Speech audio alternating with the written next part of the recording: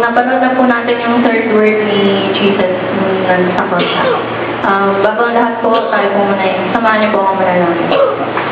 Father God in heaven, maraming salamat po, Jesus, na ginamit niyo ako, Lord God, upang ipahayag, Lord Jesus, ang mensahe niyo, Lord God. Ngayon nga po ito, Panginoon. Lord, dalangin ko, Panginoon, na bigyan niyo po ako ng wisdom, Lord God. Bigyan po ang bawat isaw, Jesus. Buksan niyo po ang puso't isipan namin, Lord God, sa inyong mensahe ngayong umaga ito. Ito po ang aming samagdalangin sa pangalan ni Jesus. Amen. So, yung third word ng ating Panginoon ay matatagpuan sa John 19, verse 26 to 27.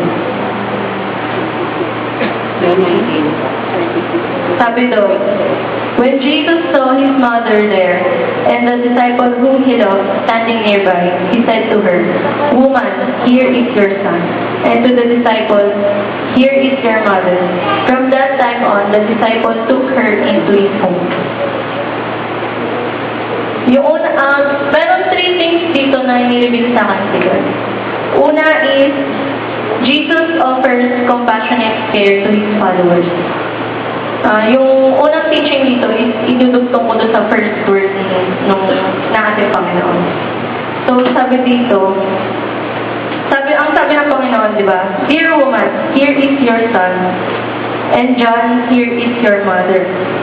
So, kung nai-imagine natin na si Jesus nandun sa cross, nahihirapan, nakapako, may isip pa ba natin na kung ano yung pwedeng maging kapakanan ng mga mahal niya sa buhay dito sa earth?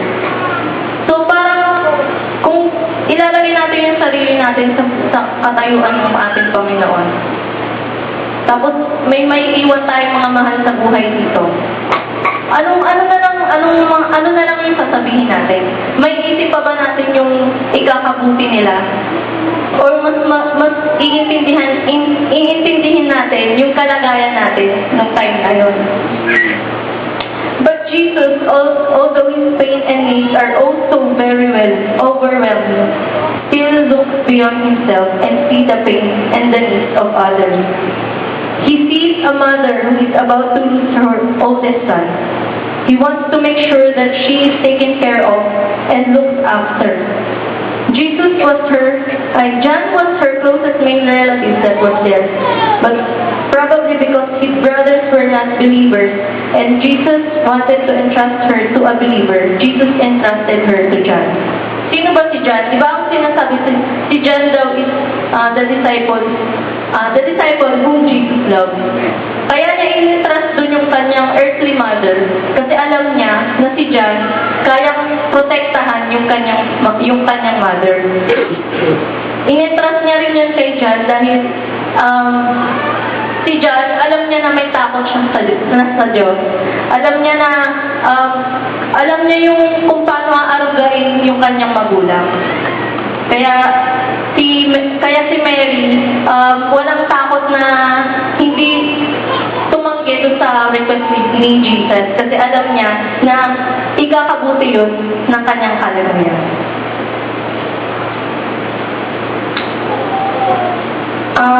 Second thing na inireveal sa akin ni Lord is Jesus continues to do the will of His Father. Sabi sa Matthew 10:37 to 38.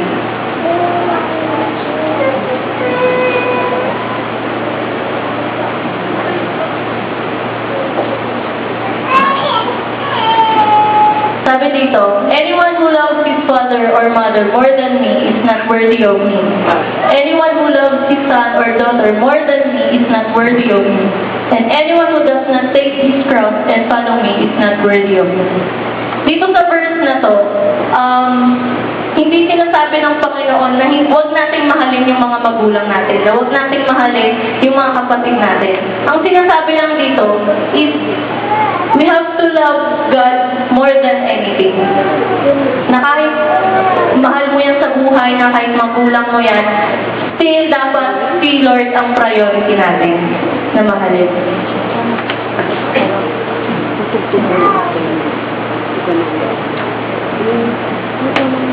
Sinabi rin ng Panginoon dun sa John 19 na woman, imbis na mother, di ba? Sinabi niya, dear woman, here is your son. Bakit niya sinabing woman instead of mother? Pinapakita lang dito ng ating Panginoon na yung superiority niya kay Mary, na sinasabi niya lang sa atin dito na kahit magulang kita, dapat alam mo na ako pa rin ang Panginoon mo. Pero ang pagkakasabi dito ni Jesus na dear woman, still with respect, still with compassionate, diba? With love. Sabi rin dito sa Mark 12 verse 30.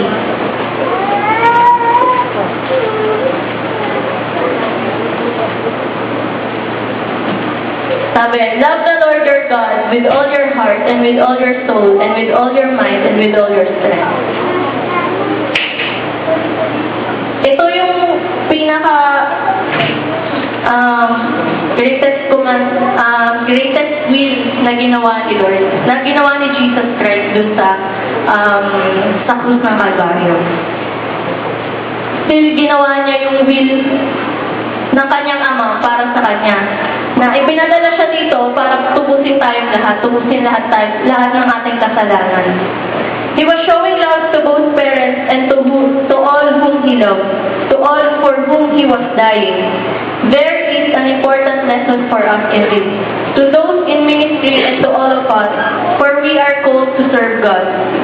Our obedience must be to God first and foremost, and that they mean leaving parents behind, especially if God calls us somewhere else. From immediate aspects, the best thing Jesus could have done for mother may have been not to be crucified and stay with her, but he was obedient to his father. Yun po yung second thing na nilibig sa akin ni Lord. Meron po akong question dito. Kayo po ba, are you willing to do the Father's will kung kayo po yung nasa katayuan ni Jesus? Are you willing to take up your cross? And are you willing to care for your family? Kasama na dito yung parents, spouses, children, and others. Yun po yung, alam ko po na kailangan po yung makakasagot nun sa tulong ng Panginoon. Alam ko po. Third thing po na nilibig sa akin ni Lord is, the Church of Jesus Christ was born. Sabi po sa Mark 3:31,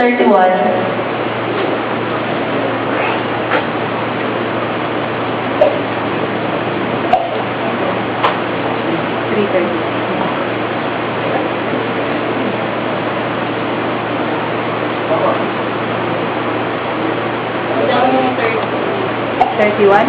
33? hanggang 30.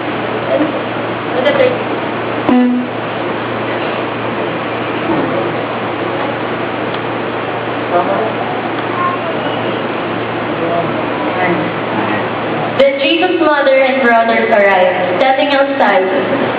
They sent someone in to call him. A crowd was sitting around him, and they told him, "Your mother and brothers are outside looking for you." "Who are my mother and my brothers?" he asked. Sabi dito, na ang magulang at ang brothers and sisters ay ang mga spiritual ating mga kapatid. Yun ang ating pamilya. Yun ang sinasabi dito ni Jesus Christ. Na kung sino man yung nag-accept sa Kanya, yung nag-acknowledge sa Kanya, naniwala sa Kanya na siya yung ating Panginoon, yun ang ating brothers and sisters. Could Jesus be be using the same logic in what he is saying from the cross? Could he be telling John and his mother that our real relationship with him and with each other is not based on the family we are born, but in the family that we are born again into? Because he would die on the cross, and he would have we would have our sins forgiven. The Church of Jesus Christ was born. We are spiritual relatives, and we could even say we are blood relatives, related to the blood of Christ that was shed upon the cross. Yun yung sinasabi dito na brothers and sisters in Christ. Masasabi rin natin nga na sinabi na we are blood relatives, di ba? Kasi nung time na dumanak yung dugo ni Kristo doon sa krus ng Kalbaryo at binayaran yung ating mga kasalanan, andun yung andun yung muling kapanganakan natin, di ba? It is important that we realize that what this means for us. We are to act as one family. Kailangan tayo dito na we are brothers and sisters in Christ. Matuto tayong mag-care for each other. Na matuto tayong mag-encourage sa one another, di ba? Dahil tayo rin yung makikinabang nun eh. Tayo rin yung lalago spiritually. Yun yung gusto ni God sa atin. Yun yung gusto ni Jesus Christ sa atin. Nung nasa cross siya, ang gusto niya, magbuklod-buklod tayo na iisang paniwala, iisang Kristo.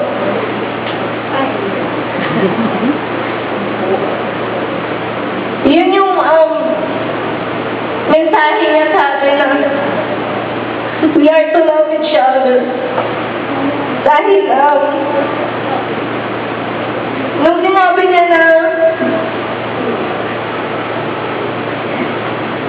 niya kay Mary, woman, behold your son. Dapat tayo rin ganun. Tayo rin dapat na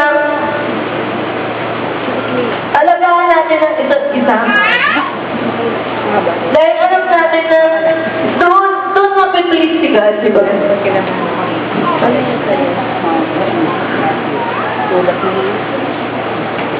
So, ayun po yung 3 things na nilibin sa akin ni Lord.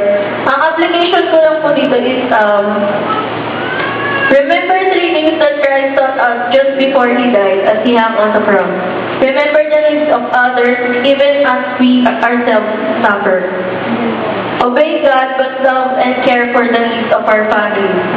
And treat one another as brothers and sisters in the church. Ayun po, tayo po ay manalangin. Hallelujah, Father God. Maraming salamat po sa mensahe niyo ngayong hapong ito. Lord, salamat po, Panginoon, for your compassionate love, Panginoon, para sa amin, Lord God. Na kahit ikaw, Lord God, ang magsakripisyo, Panginoon, si Lord Jesus, inintindi mo, Lord God, kung ano yung mas makakabuti sa amin, Panginoon. Lord, ituro niyo po sa amin, Lord God, kung paano magmahal ng katulad mo, Lord God. Kung paano mag-alaga, Lord God, ng katulad mo, Jesus. Hallelujah, Lord Jesus, Panginoon. Nawa, Lord God, natutunan namin, Lord God, na mag-care, Lord God, sa bawat isa, Panginoon. Mag-encourage, Lord God, sa bawat isa. At patuloy, Lord God, na lumakad sa inyo, Panginoon. Patuloy, Lord God, na manaig, Lord God, yung will niyo for us, Panginoon. Hallelujah, Lord Jesus. Maraming salamat po. Ito po ang aking samot lang sa pangalan ng Jesus. Amen.